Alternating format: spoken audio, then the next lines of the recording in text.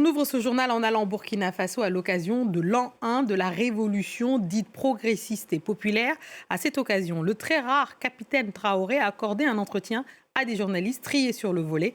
Et la correspondance de Serge Daniel qui nous explique justement le bilan que fait le capitaine Traoré depuis son avènement au pouvoir en septembre 2022 avec le coup d'État qu'il a porté au pouvoir. Et pour lui, à l'entendre, tout va bien. On écoute Serge Daniel. Il faut oublier la démocratie. La démocratie tue. La démocratie, ce n'est pas pour nous.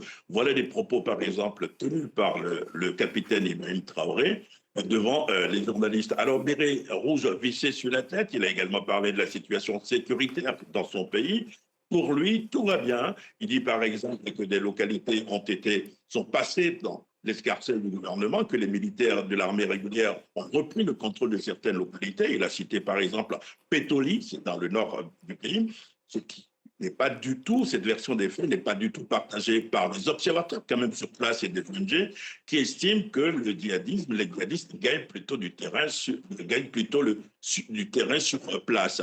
Alors, Ibrahim Traoré a également parlé d'économie, il a parlé de développement de son pays. Il a dit, par exemple, aujourd'hui, tout est endogène. Formation militaire endogène, c'est-à-dire que les militaires de son pays sont formés sur place. Il a parlé de refondation économique également, avec un slogan « Mon assiette, ma fierté ».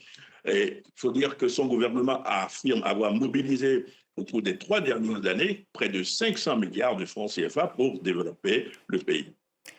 Serge, le Burkina, ça ne nous a pas échappé, fait partie de l'AES, l'Alliance des États du Sahel, un sujet qu'il a également abordé, qu'en dit-il?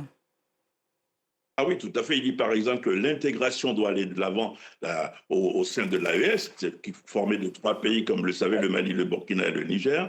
Il dit pas question d'accepter les tracasseries aux frontières. Et il a insisté sur une chose, c'est qu'au niveau confédéral, il est président en exercice de l'AES, au niveau confédéral, il faut que les forces armées puissent combattre ensemble. Une armée commune capable d'intervenir dans tout le Sahel. Mais disons-le, pour le moment, ce projet, c'est un projet sur papier.